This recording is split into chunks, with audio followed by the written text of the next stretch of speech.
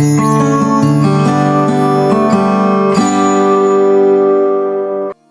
மக்களே, எல்லோருக்கும் என் இனிய வணக்கம். எல்லாரும் எப்படி இருக்கீங்க? நல்லா இருப்பீங்கன்னு நம்புறேன். இந்த வீடியோ பார்த்துட்டு இருக்க உங்க எல்லாருக்குமே என்னுடைய ஹாப்பி நியூ இயர் விஷஸ். நம்ம சேனல்ல லாங் வீடியோ வந்தே ரொம்ப நாள் ஆயிடுச்சு. ரீசெண்டா வீடு ஷிஃப்ட் பண்ணதுனால என்னால வீடியோவை எடிட் பண்ணி போஸ்ட் பண்ண முடியல. இந்த நியூ இயரோட முதல் வீடியோவா நாங்க நியூ இயருக்கு போன சிகாகோ ட்ரிப்போட வீடியோவை ஃபர்ஸ்ட் போஸ்ட் பண்றேன். வீடியோ பார்த்துட்டு இருக்க உங்க எல்லாரையுமே சிகாகோக்கு அன்புடன் வரவேற்கிறேன். சிகாகோக்கு நாங்க ரோட் ட்ரிப்பா தான் போயிருந்தோம். ரீசெண்டா நாங்க ஷிஃப்ட் ஆன ஜெஃபர்சன்வில் இந்தியானால இருந்து சிகாகோக்கு எங்களுக்கு 4.5 hours ஆச்சு. இடையில ஒரு 1/2 hour பிரேக் எடுத்துட்டு ஒரு 5 hours நாங்க சிகாகோ ரீச் ஆயிட்டோம். நாங்க இத ஒரு 4 days ட்ரிப்பா பிளான் பண்ணியிருந்தோம். எப்போ ட்ரிப்பு போனாலும் கண்டிப்பா ஒரு பிளானை நாங்க ரெடி பண்ணிடுவோம். அந்த பிளான் படி தான் அங்கேயும் நடக்குமானா கண்டிப்பா நடக்காது, அது வேற மாதிரி தான் நடக்கும். இருந்தாலும் அதுக்கான ஒரு பிளானை நாங்க ரெடி பண்ணி வச்சிருவோம்.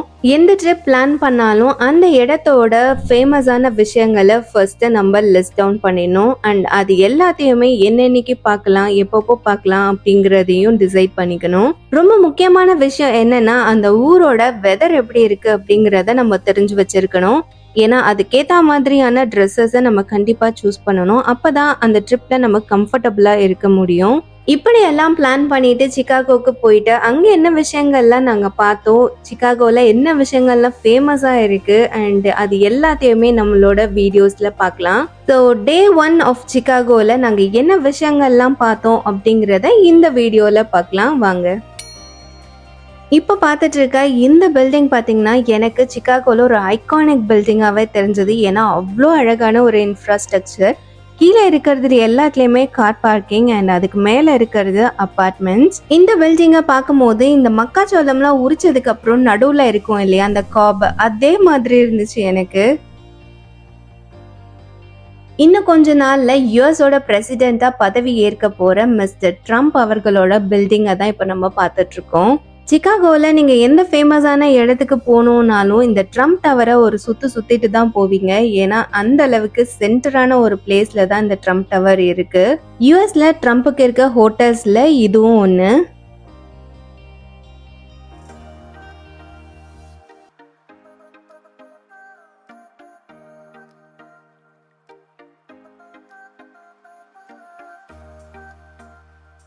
இப்போ நாங்கள் நடந்து வந்துட்டு இருக்க இந்த இடம் பார்த்தீங்கன்னா சிகாகோ டவுன் டவுனோட ஒரு ஹாட் ஸ்பாட்னே சொல்லலாம். இந்த இடத்த சுற்றி நம்ம பார்க்க வேண்டிய விஷயங்கள் நிறைய இருக்கு.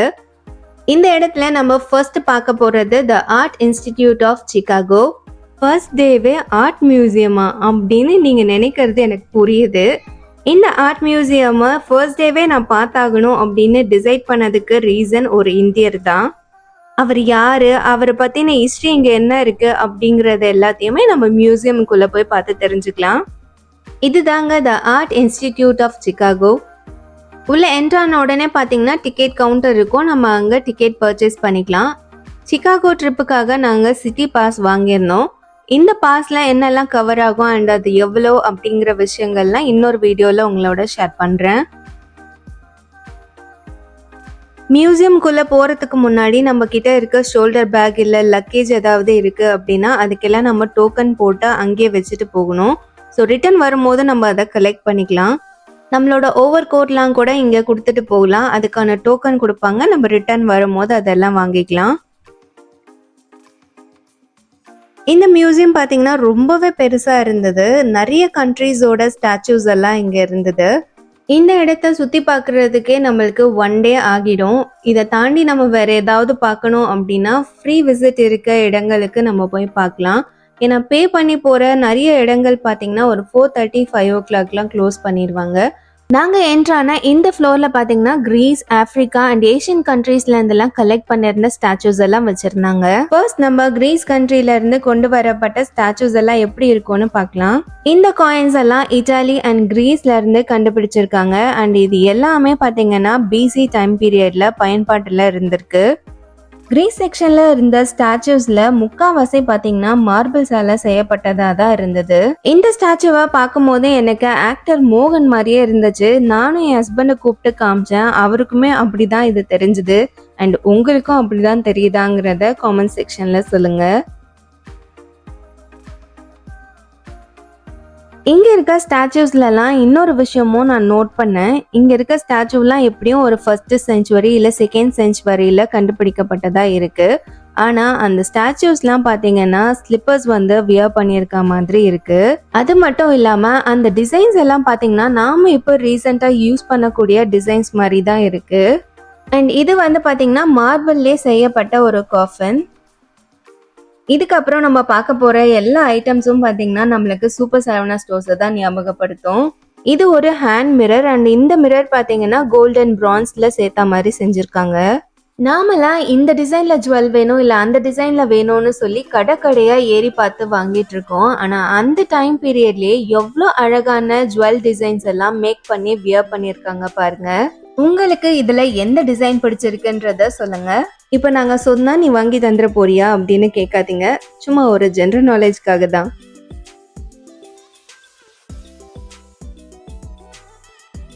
அடுத்ததா நம்ம வெசல் செக்ஷனுக்கு வந்தாச்சு. இந்த வெசல்ஸ் எல்லாம் பாத்தீங்கன்னா மிட் 1st செஞ்சுரியில அவங்க யூஸ் பண்ணியிருக்காங்க. அண்ட் இது எல்லாமே சில்வர்ல செய்யப்பட்டிருக்கு.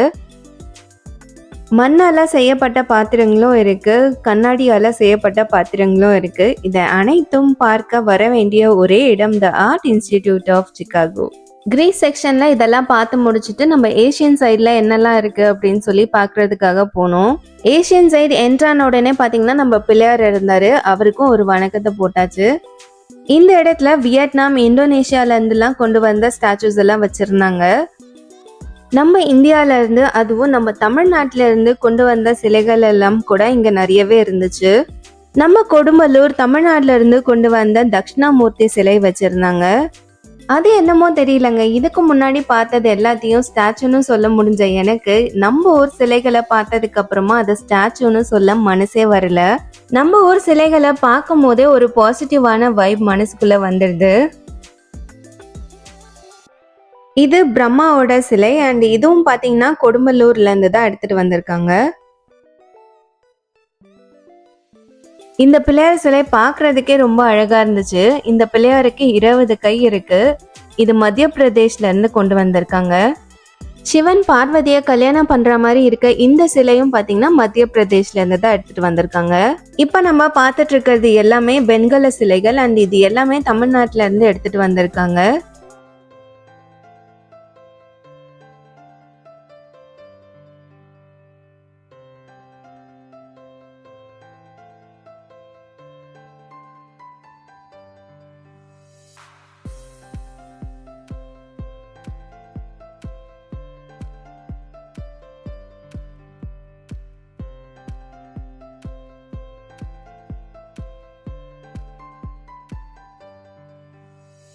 இந்த சிலை பாத்தீங்கன்னா சிவனோட சப்த கன்னிகள் உட்கார்ந்துருக்க மாதிரி இருந்துச்சு. ரொம்பவே நல்லா இருந்தது பாக்குறதுக்கு. அது மட்டும் இல்லாம நம்மளுடைய கோமாதா சிலை கூட வச்சிருந்தாங்க. மயில் மேல 6 முகம் இருக்கிற மாதிரி முருகர் சிலையும் வச்சிருந்தாங்க.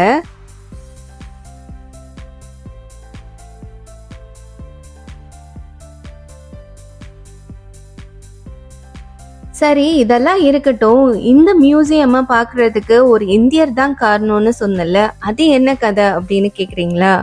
சிகாகோ அப்படின்னு சொன்ன உடனே உங்களுக்கு தனுஷ் படத்துல விவேக் பண்ண காமெடி ஞாபகத்துக்கு வந்திருக்குமே தவிர விவேகானந்தர் உங்கள எத்தனை பேருக்கு ஞாபகத்துக்கு வந்தாரு? இந்த ஆர்ட் இன்ஸ்டிடியூட்டை பார்க்கணுன்ற ஆர்வத்தை எனக்கு ஏற்படுத்தினது விவேகானந்தர் தான். செப்டம்பர் 11, 1893 அப்போ இந்த ஆர்ட் இன்ஸ்டிடியூட் ஆஃப் சிகாகோல நடந்த வேர்ல்ட்ஸ் பார்லிமெண்ட் ஆஃப் ரிலீஜியன் அப்படிங்கிற ஈவெண்ட்ல நம்ம சுவாமி விவேகானந்தர் கலந்துக்கிட்டாரு. சிஸ்டர்ஸ் அண்ட் பிரதர்ஸ் ஆஃப் அமெரிக்கான்னு சொல்லி அவர் ஆரம்பிச்சு பேசின அந்த ஸ்பீச் வந்து ரொம்பவே ஃபேமஸ். விவேகானந்தர் கொடுத்த அந்த ஸ்பீச்சை பார்த்தீங்கன்னா இங்க இருக்க ஸ்டார் கேஸ்ல அவங்க பதிச்சிருக்காங்க. ஸோ அதை பார்க்கணும் அப்படிங்கிறதுக்காக தான் நான் இந்த ஆர்ட் மியூசியமே வந்தேன். த விமன்ஸ் கிராண்ட் ஸ்டார்கேஸ் அப்படிங்கிற இடத்துல தான் பாத்தீங்கன்னா விவேகானந்தர் பேசின அந்த ஸ்பீச்சை வந்து பதிச்சிருக்காங்க. அங்க இருக்க ஒவ்வொரு ஸ்டெப்ஸ்லயும் அவர் பேசினா அந்த ஸ்பீச் மட்டுமே பதிச்சு வச்சிருந்தாங்க. அதை பாக்குறதுக்கு ரொம்பவே அழகா இருந்தது. இந்த ஆர்ட் இன்ஸ்டிடியூட் ஆஃப் சிகாகோல விவேகானந்தருக்கு பெருமை சேர்க்கிற விதமா அவங்க இந்த விஷயத்த பண்ணியிருக்காங்க. அண்ட் இந்த ஸ்டெப்ஸ்ல ஏறி நடக்கும் போது நிஜமாவே மனசுக்குள்ள கொஞ்சம் பெருமையா தான் இருந்துச்சு.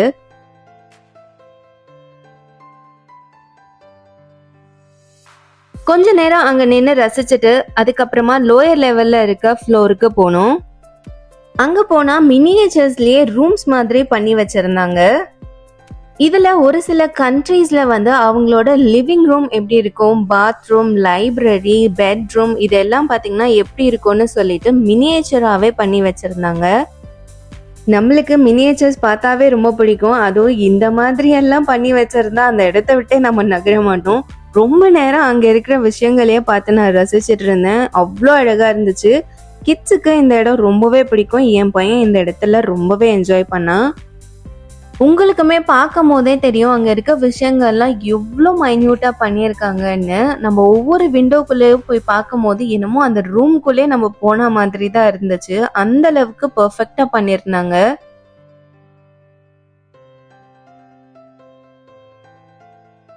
என் பையன் அங்க இருந்துகிட்டு ரொம்ப நேரமா நான் மம்மியை பார்க்கணும் அப்படின்னு சொன்னா, மம்மி தான் இங்க தானடா இருக்கேன் அப்படின்னா, நீ இல்லம்மா எகிப்து மம்மியை பார்த்தே ஆகணும் அப்படின்னா.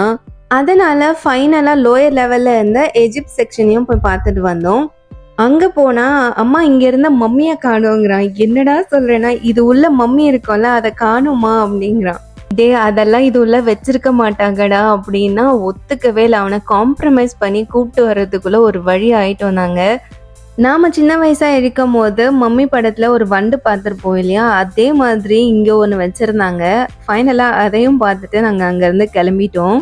மியூசியம்லேருந்து வெளியில் வரும்போதே பார்த்தீங்கன்னா 4:30க்கு மேலே ஆயிடுச்சு அண்ட் இருட்டாவும் ஆயிடுச்சு. இங்கே 4:30க்கே சன்செட்டும் ஆகிடுது. ஈவினிங் ஆயிட்டதுனால எனக்கு காஃபி குடிக்கணும் போல இருக்குன்னு என் ஹஸ்பண்ட் கிட்ட சொன்னேன். அவ்வளோதானே, உனக்கு வேர்ல்டு லார்ஜஸ்ட் ஸ்டார்பக்ஸ்லேயே காஃபி வாங்கி தரேன்னு இங்கே கூப்பிட்டுட்டு வந்துட்டாரு. ஆமாங்க, இந்த ஸ்டார்பக்ஸ் தான் வேர்ல்டுலேயே லார்ஜஸ்ட் ஸ்டார்பக்ஸ் அண்ட் இது சிகாகோவில் தான் இருக்கு.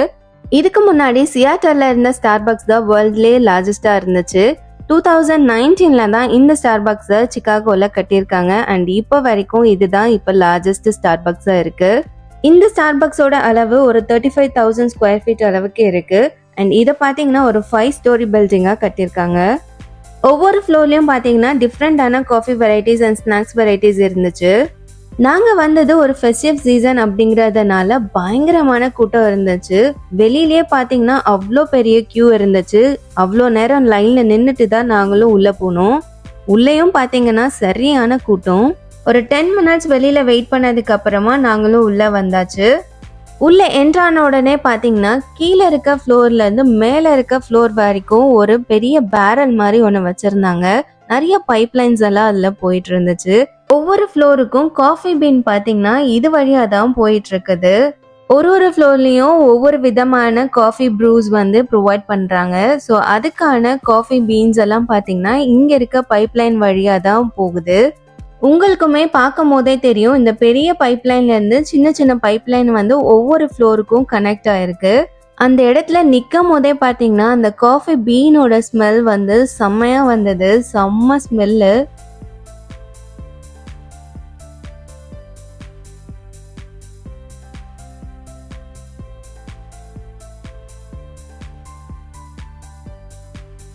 சரி, ஒவ்வொரு ஃப்ளோர்லயும் என்னெல்லாம் இருந்துச்சுன்னு பார்க்கலாம். ஃபர்ஸ்ட் ஃப்ளோர்லயே பார்த்தீங்கன்னா காஃபி, ஸ்நாக்ஸ், பீஸா இது எல்லாமே ப்ரொவைட் பண்ணிட்டு இருந்தாங்க.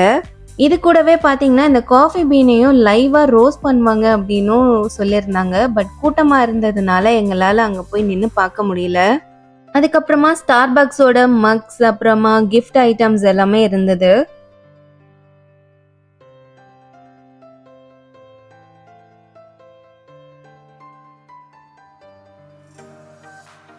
இந்த சைட் பார்த்தோம்னா காஃபி பீன் இருக்க அந்த மூட்டைகள் எல்லாம் அடுக்கி வச்சிருந்தாங்க.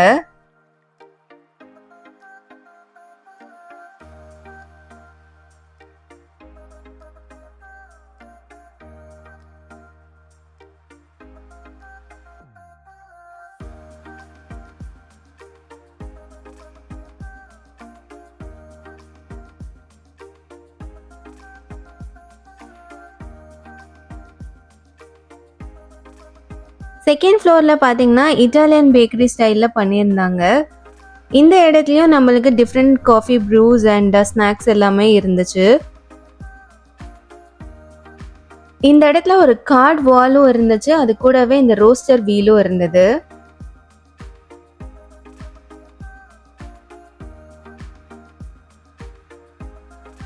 அடுத்ததா 3rd ஃப்ளோர் போனோம். 3rd ஃப்ளோர்ல தான் நாங்க காஃபி அண்ட் டெசர்ட் வந்து ஆர்டர் பண்ணி சாப்பிட்டோம்.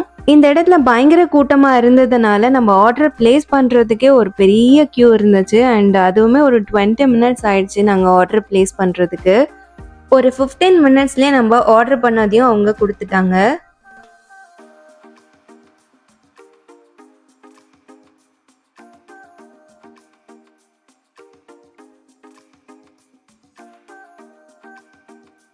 இந்த இடத்துல பாத்தீங்கன்னா தெரியும், அந்த சின்ன சின்ன பைப் லைன்ல இருந்து வர அந்த காஃபி பீன்லாம் எப்படி கலெக்ட் ஆயிருக்குன்னு. அங்க இருக்க அந்த கண்டெய்னர்ஸ்லயே பாருங்க, அந்த காஃபி பீன் எல்லாம் எத்தனை கலர்ல இருக்குன்னு. அதுல இருக்க ஒவ்வொன்றும் பாத்தீங்கன்னா டிஃப்ரெண்டான ப்ரூ வெரைட்டி. நெக்ஸ்ட் 4th ஃப்ளோர்ல பாத்தீங்கன்னா காக்டைல் பார் இருக்கு. இந்த இடம் கொஞ்சம் பார் செட்டப்ல தான் இருக்கு. அண்ட் இங்க பாத்தீங்கன்னா காக்டைல்ஸ் ப்ரொவைட் பண்றாங்க. அது கூடவே பாத்தீங்கன்னா காஃபிலையும் காக்டைல்ஸ் வந்து இவங்க ரெடி பண்ணி கொடுக்குறாங்க. காஃபி பீன்ல கூட காக்டைல் ரெடி பண்ணுவாங்கன்றது எனக்கு இப்பதான் தெரிஞ்சுது.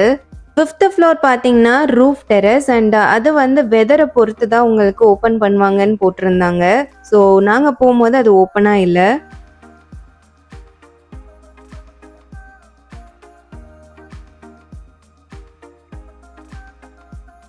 அகெயின் 3rd ஃப்ளோருக்கு போய் நாங்கள் ஆர்டர் பண்ண காஃபி அண்ட் டெசர்ட்டை வாங்கியாச்சு.